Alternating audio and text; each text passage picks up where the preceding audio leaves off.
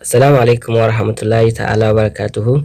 Wannan shugabanninmu ne na Afirka wanda a birnin Niamey suka yi taro a kan ainihin cewar sun ga abubuwan da suke mai da Afirka baya kuma da ike mai da samari da 'yan mata ci baya a cikin al'amuran iliminsu, kuma da sun ga dukiyoyin da aka mallaka a Afirka da gas da ainihin petrol da su ainihin sharbon da sauransu, ashe nan zuwa gaba ba su da amfani.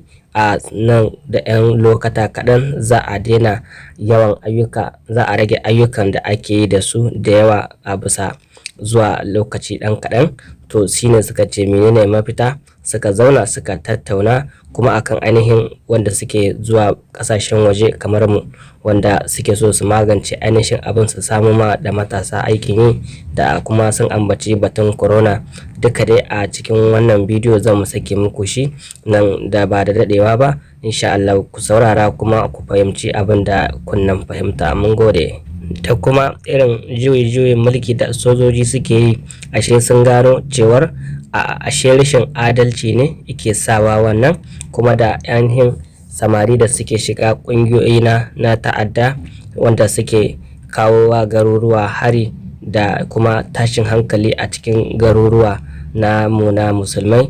To sun yi tattauna akan haka, sun ce mu mai da hankali kuma mu sa natsuwa. Wannan abu ba shi bane ci gabanmu, neman ilimi shine ci gabanmu. To sun ɗauki mataki ta yanda zan mu samu ilimi mu bunƙasa, mu ma kamo magani, amma mu wani shi ma ainihin maganin kenan.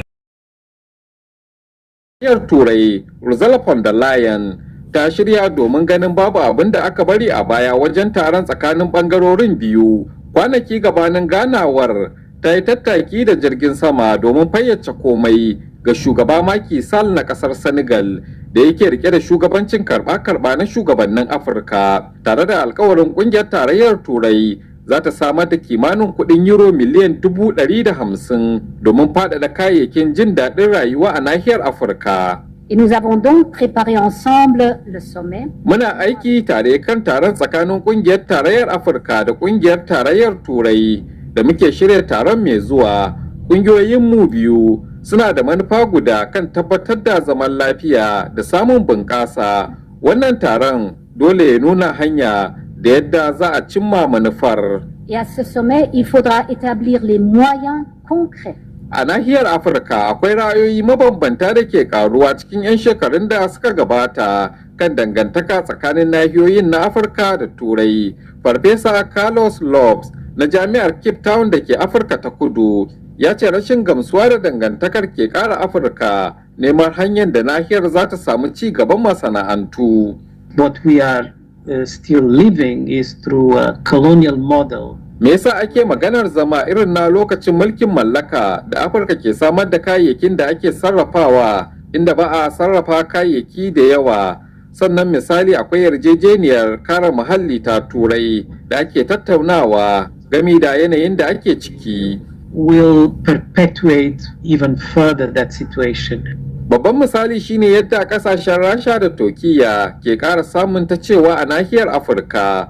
Haka kuma sakamakon rashin samun wadatattun rigakafin annobar cutar coronavirus, shugaba Cyril Ramaphosa na kasar Afirka ta Kudu ya kwatanta yanayi da irin mulkin nuna wariyar launin fata da kasarsa ta fuskanta lokacin mulkin turawa tsiraru na kasar.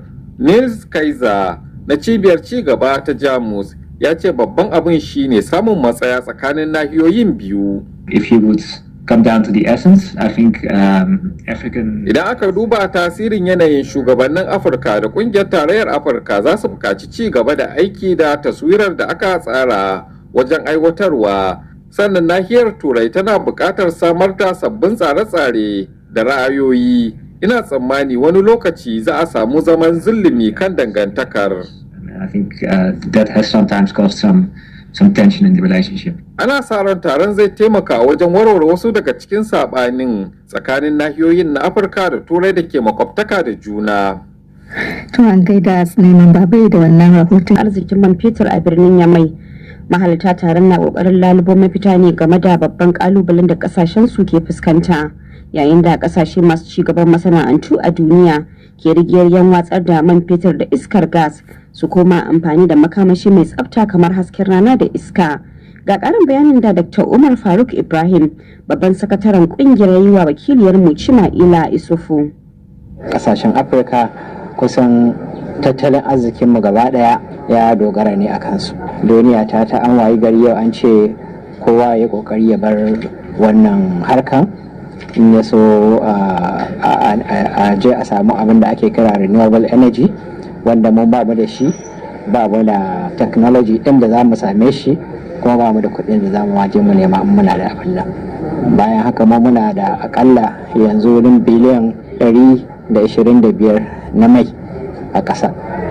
Muna da gas fiye da tiriliyan 500 a ƙasa. An waye gari kaiwa an ce da mu ai ba za mu yi amfani da shi ba saboda duniya ta ce ba a so. Kenan yanzu ana iya cewa akwai kalubale ga kasashen Afirka sosai da sosai. In ba mu yi hankali ba, nan gaba za mu wayi gari ba mu da makamashi, ba mu da halin da za mu samu makamashi. A hali ne kuma muna da shi a ƙasa. In duniya ta ce ta tafi ta bayyana amfani da makamashin fetur ko gas, mu technology din ba shi ne da mu ba. In za ka je daga Najeriya zuwa Nijar, duk ƙasashen Afirka inda ka ga ana haƙan mai ko ana haƙan gas, ba 'yan ƙasa kawai ke ba, sai sun samu taimako ko 'yan China ko 'yan Ingila ko 'yan Faransa da sauransu. Yau kuma waɗannan mutanen banda China dukkaninsu sun ce za su bar wannan harkan. To ashe za a wayi gari muna da man da kuma gas ɗin, amma ba za mu iya fitowa da shi ba. Don haka ina mafita kenan game da wannan kalubale ga kasashen Afirka? Mafita ɗaya ne, mu tattaru mu za mu zauna. Da kusan kowa kansa ya sani, kowace kaza ta sace sai ta haƙo manta sai ta tura turai a sayar mata, ta siyo kayan da ba su da amfani. Dole mu daina wannan, dole abin da za mu samu mai amfani da shi mu gina mutanenmu, mu ba su ilimi na kimiyya saboda su san yadda za su abin nan na kasanmu. Menene fatan ku a ƙarshen wannan zaman taro da kuke yi na Yamai? Abubuwa uku ne da muka san cewa zai zama mana babban mishikila in abin da kasashen turawa suka sa gaba cewa za su yi, in sun tabbatar sun je sun yi. Na ɗaya shine sun ce za su janye kuɗaɗen da suke sakawa na harkar nan na mai da kuma gas. Kamar yadda na gaya muku, an daɗe wasu kasashen sun shekara 20, wasu har 70 zuwa 90 suna wannan harkar, amma ba ƙasar da za a ce ta wayi gari tana saka kuɗinta ta yi wannan aikin tun farko har ƙarshe. Sai dai a kira kamfaninnuka daga turai ko kuma a je a ranto kuɗi daga waje. Dr. Umar Faruk.